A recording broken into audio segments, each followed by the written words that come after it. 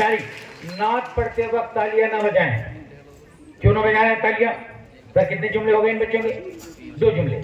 نعت پڑھتے وقت کیوں نہ تالیاں پیٹیں؟ کیونکہ وہاں تالیاں پیٹنے کے بجائے کلمات ادا کرتے ہیں. سبحان اللہ، ماشاء اللہ، جسے آفرین، داد و تحسین و آفرین والے کلمات کہتے ہیں. اللہ کی رسول صلی اللہ علیہ وسلم کی شان میں ہو یا اللہ کی تعریف میں ہو یا قرآن کی تلاوت کرتے ہو، ہم تالیاں نہیں پیٹتے، ہم صرف ستائشی کلمات باندھتے ہیں. سمجھ رہی بات؟ لیکن کوئز میں آپ ستائشی کلمات بھی باندھ سکتے ہیں اور تالیوں کا اہتمام بھی کر سکتے ہیں. لیجیے بیٹا تیسرا جملہ آپ لوگوں کے سامنے یوں آ رہا ہے. حضرت یونس علیہ السلام کا اس میں گرامی قرآن مجید میں 6 بار آیا. غلط کو غلط قرار دیا. 6 بار نہیں یونس علیہ السلام کا ذکر بلکہ 4 بار آیا ہے. لیجیے بیٹا آپ لوگوں کے سامنے چوتھا جملہ. قوم لوط کو عذاب سے بچانے کے لیے حضرت ابراہیم علیہ السلام اللہ پاک سے بار بار درخواستیں کی تھی. سر صحیح کو صحیح قرار دیا تھا.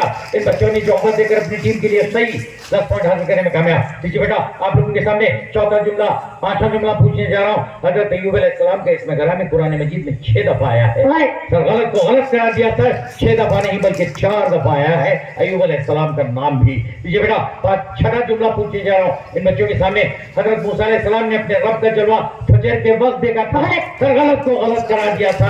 فجر کے وقت نہیں بلکہ چاش کے وقت دیکھا تھا. دیکھیے بیٹے بالکل مختصر سا ایک آپ لوگوں کے سامنے جملہ آ رہا ہے جسے ہم مفرد جملہ کہتے ہیں. لیجیے اس جملے کا جواب دے کر اپنے آپ کو کوالیفائڈ راؤنڈ کے اندر داخل ہو سکتے ہیں. لیجیے آپ لوگوں کے سامنے یہ جملہ یوں آ رہا ہے. بیت المقدس ملک کے شام میں واقع ہے. سر غلط کو غلط قرار دیا.